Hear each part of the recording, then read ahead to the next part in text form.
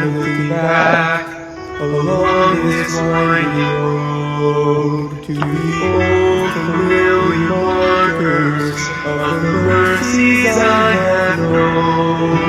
I know it may sound simple, but it's more than a cliche.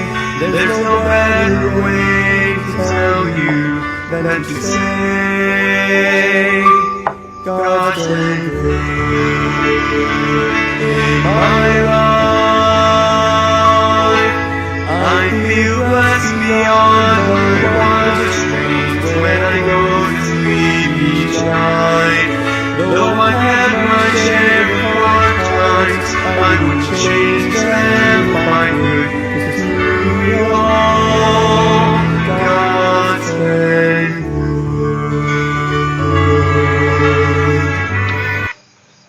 Magandang gabi po sa ating lahat. Salamat muli sa Panginoon na magkakaroon po tayo ng daily words of encouragement sa gabing ito. Tayo po ay manalangin. Kilang Diyos, salamat po Panginoon sa pagkakataon na mag-aaral muli kami ng inyong salita. Encourage one another Panginoon pag mayroon pong discouragement sa buhay ng bawat isang nakikinig ay kayo po ang mag-encourage sa kanila na may matutunan po kami prinsipyo mula sa inyong salita sa oras na ito.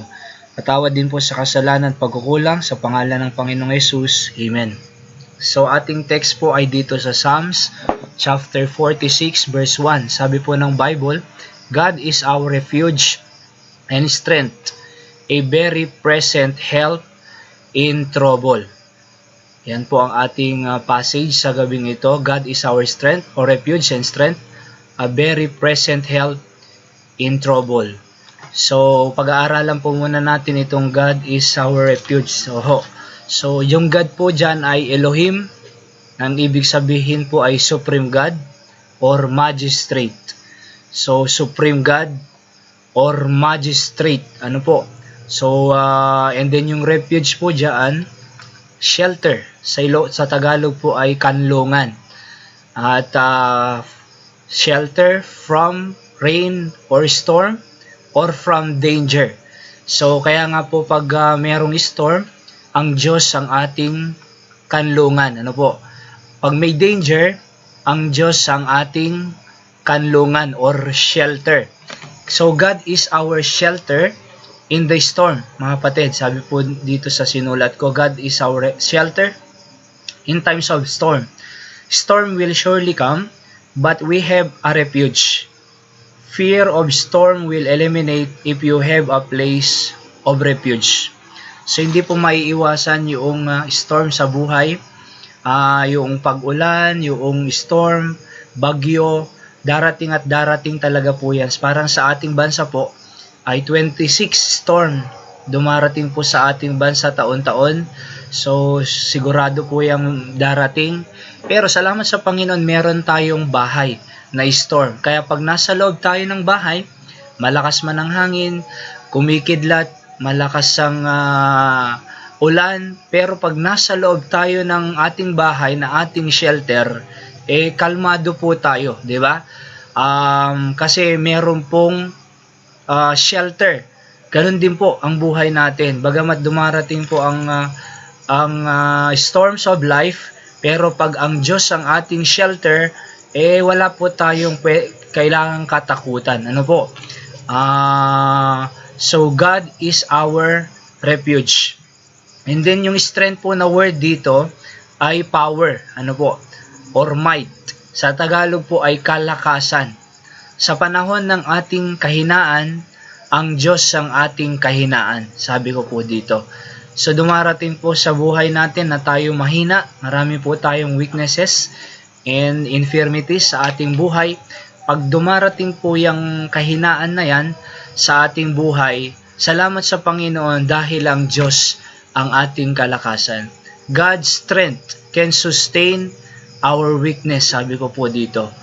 And dahil po sa God's strength, kalakasan ng Diyos, sinusustain niya po yung ating kahinaan. So in other words, ay lumalakas ang ating kahinaan dahil doon sa ibinibigay ng kalakasan ng Diyos sa atin. Kaya may pagkakataon po na Pag mahina po tayo, hindi natin alam ang gagawin, hindi natin alam ang pupuntahan, nadadapa po tayo, nagkakamali po tayo, pero sa mga paglipas ng oras or araw, ay nakakabangon na naman po tayo, nakakaisip na naman tayo ng mga solusyon sa ating problema at nakakatrabaho na naman po tayo. Bakit? Sapagkat ang strength ng Diyos ay laging nagsusustain. Sabi nga ni Apostle Paul, thy grace shall sustain my infirmity. Sabi doon sa 1 Corinthians, God's grace sustain my infirmity, sabi ni Apostol Pablo. And then, God's greatness, sabi ko po dito, can strengthen man's weakness. So, ang kadakilaan ng Diyos ay kaya niyang strengthen, palakasin ang kahinaan ng tao. Kaya bilang isang mananampalataya sa Panginoon, God understand our weaknesses of life, in life, pero because of His greatness, He can strengthen our weakness. At saka ito pong a very present help in trouble po dito. Pag sinabi pong present ay ready. So ang Diyos po ay present lagi, or ready lagi, or speedy, mabilis. So ready na siya, mabilis pa ang pagtulong niya. A very present help. Ang help po dyan ay aid or assistance. So aid and assistance. So yung help ng Diyos ay ready, speedy sa panahon ng trouble, kabagabagan.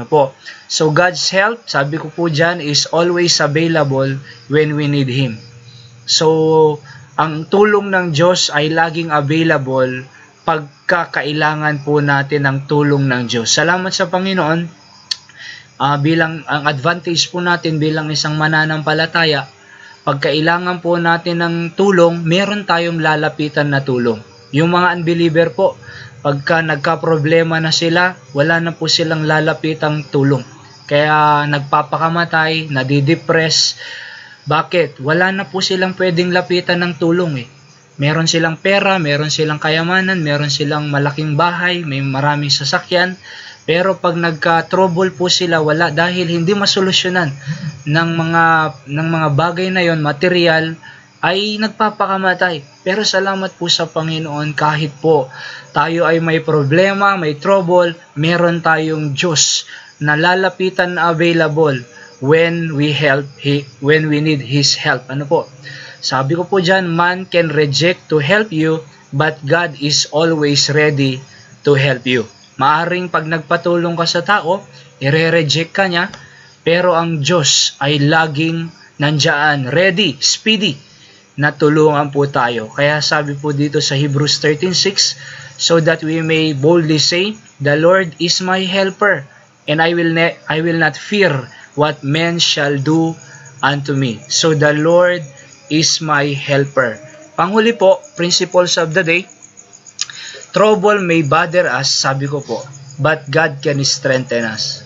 So, trouble may bother us, but God can strengthen us. And then, no need to fear about the storm, because our God can calm the storm. So, no need to fear about the storm, because our God can calm the storm. So, napakaganda po. God is our refuge. Sabi po ng ating text, a very present help in trouble. Tayo po ay mag-pray. Dakilang Diyos, pagpalain niyo po ang mga nakikinig na ma-encourage po sila.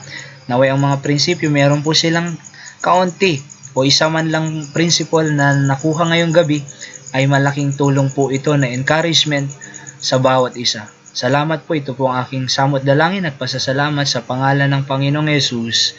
Amen. So magandang gabi po sa ating lahat. Pagpalain po tayo ng ating Panginoon.